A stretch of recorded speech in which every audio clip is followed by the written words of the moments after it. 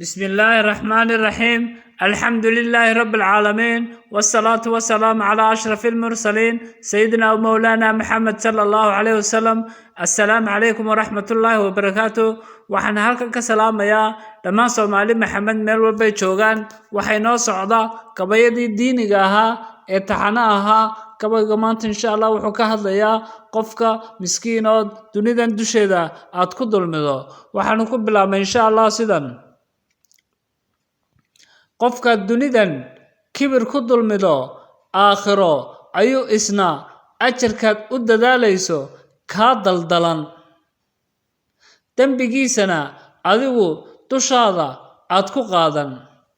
dabadeed sidaa dalaq ku odhan darka cadaabta. ku dadaal inaadan cidna dulmin. carruurta usha diirkooda ha taabsiin. dacar ugala qadhaadho ilmaday daadshaano jirkoodu dubaaxshaayo da'dooda tacliin ahaan ka dambeeyaane.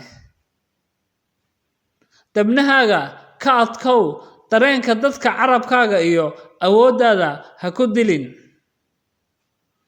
dadka masaakiintee darajo allaha daayinka agtiisa ku leh ee dabeecadda wanaagsan qalbiga diiran leh caalama daadshaa damiirkooda ha durdurin.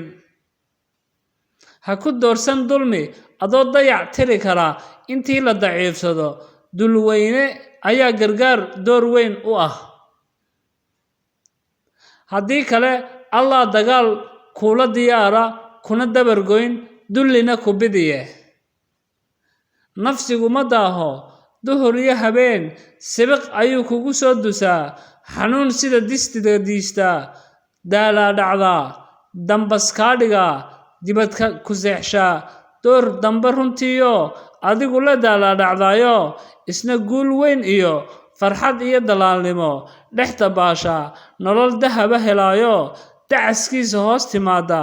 kuma si calmaree gobi aargoosata kuma degdegtee dar allay oo dulqaadataa.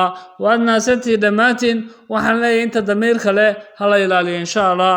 wasalaamu calaykum waraxmatullaahi wabarakaatuh.